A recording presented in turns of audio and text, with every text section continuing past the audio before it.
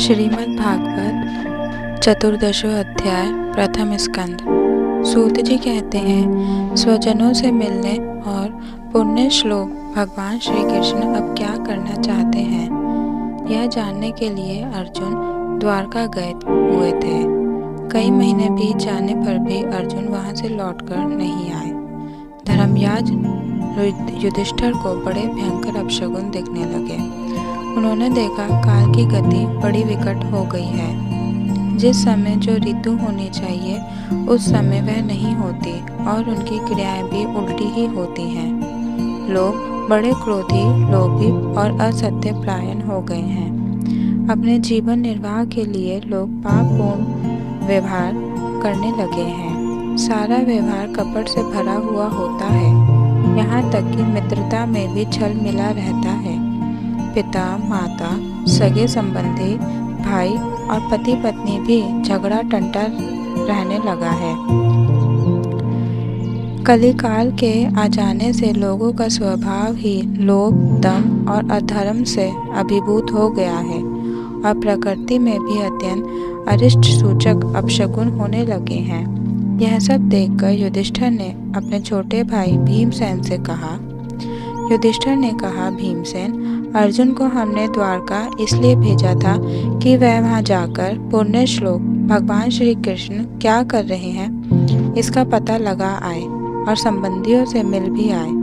तब से 7 महीने बीत गए, किंतु तुम्हारे छोटे भाई अब तक नहीं लौट रहे हैं।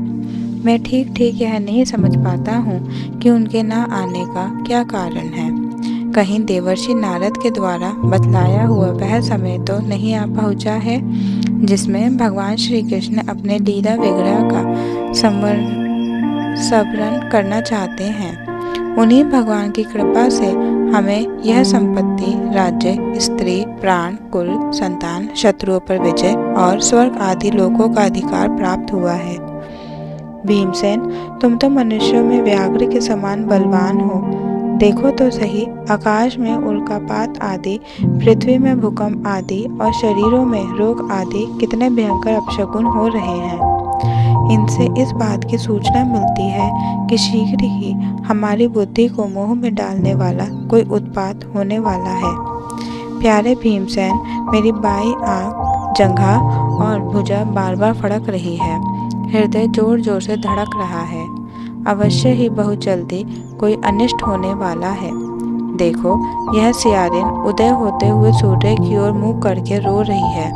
अरे, उसके मुंह से तो आग भी निकल रही है। यह कुत्ता बिल्कुल निर्भय सा होकर मेरी ओर देखकर चिल्ला रहा है। भीमसेन, गऊ आदि अच्छे पशु मुझे अपने बाएं करके जाते हैं और गधे आदि बुरे पशु मुझे अपने दाहिने कर देते हैं।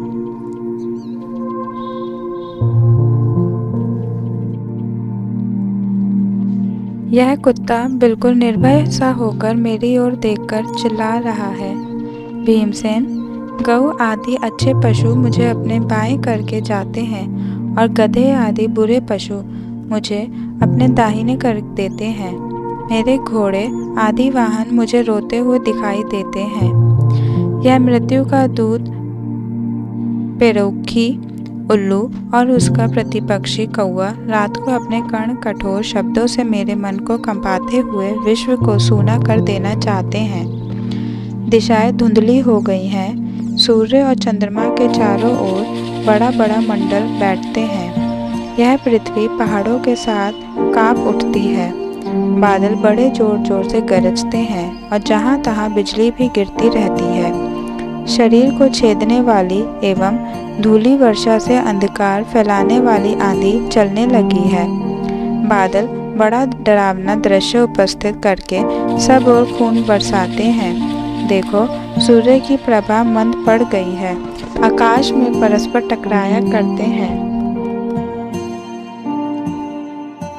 भूतों की घनी भीड़ में पृथ्वी और अंतरिक्ष में आग सी लगी हुई है। नदी, नद, तालाब और लोगों के मन शुद्ध हो रहे हैं। घी से आग नहीं जलती। यह भयंकर काल न जाने क्या करेगा। बछड़े दूध नहीं पीते, गौएं दूहने नहीं देती। गौशाला में गौएं आंसू बहा बहा कर रो रही हैं। बैल भी उदास हो रहे हैं। देवताओं की मूर्तियां रो सी रही हैं, उनमें से पसीना चूने लगता है और वे हिलती डुलती रहती हैं। भाई, ये देश, गांव, शहर, बगीचे, खाने और आश्रम श्रीहीन और आनंद रहित हो गए हैं। पता नहीं ये हमारे किस दुख की सूचना दे रहे हैं। इन बड़े बड़े उत्पातों को देखकर मैं तो ऐसा समझता हूँ कि निश्चय ही यह भाग्यहीना भूमि भगवान के उन चरण कमलों से, जिनका सौंदर्य तथा जिनके ध्वजा, वज्र, अंकुशादि विलक्षण चिन्ह और किसी में भी कहीं भी नहीं है, रहित हो गई है। शौनक जी, राजा युधिष्ठिर इन भयंकर उत्पातों को देखकर मन ही मन चिंतित हो रहे थे कि द्वारका से लौटकर अर्जुन आए। युधिष्ठिर ने देखा अर्जुन इतने आतुर हो रहे हैं जितने पहले कभी नहीं देखे गए थे।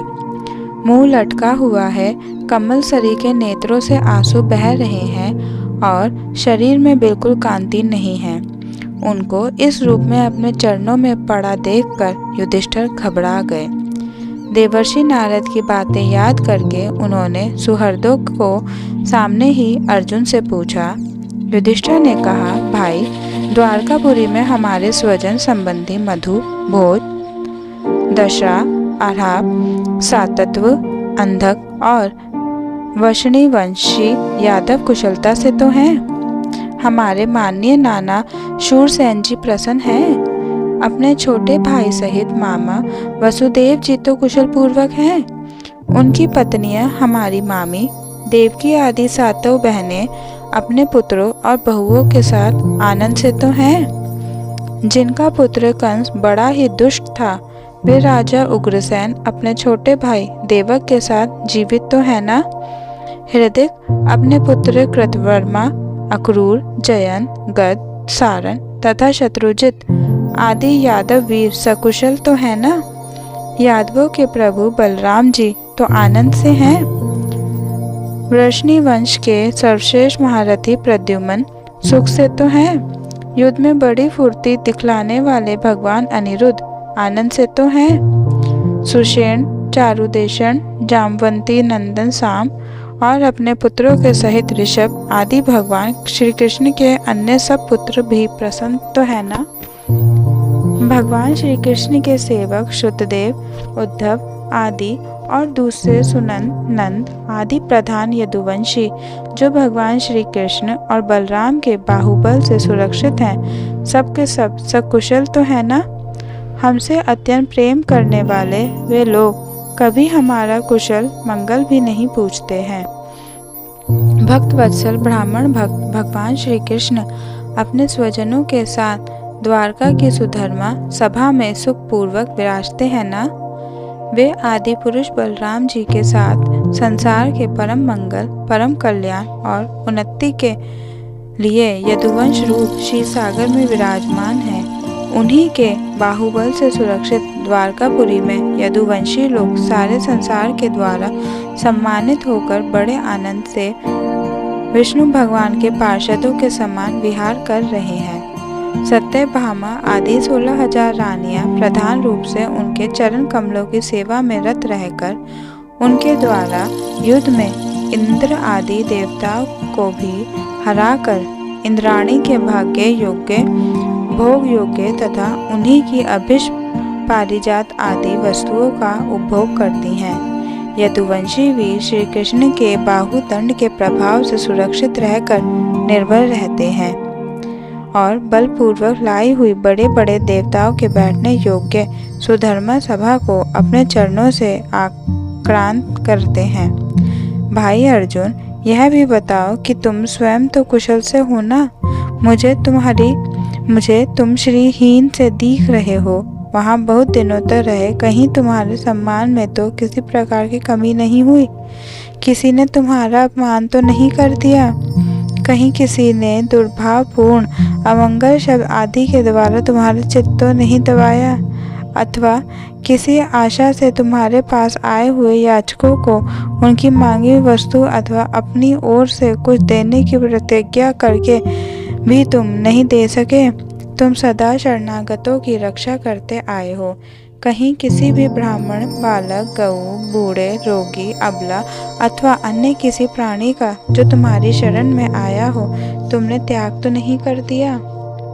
कहीं तुम अगम्य स्त्री से समागम तो नहीं किया अथवा गमन करने योग्य स्त्री के साथ असत्कार पूर्वक समागम तो नहीं किया? कहीं मार्ग में अपने से छोटे अथवा बराबरी वालों से हार तो नहीं गए अथवा भोजन कराने योग्य बालक और बूढ़ों को छोड़कर तुमने अकेले ही तो भोजन नहीं कर लिया? मेरा विश्वास है कि तुमने ऐसा कोई निंदित काम तो नहीं किया होगा जो तुम्हारे योग्य ना हो अपने परम प्रियतम अभिनंद हृदय परम सुहृद भगवान श्री कृष्ण से तुम रहित हो गए हो, इसी से अपने को शून्य मान रहे हो। इसके सिवा दूसरा कोई कारण नहीं हो सकता जिससे तुमको इतनी मानसिक पीड़ा हो।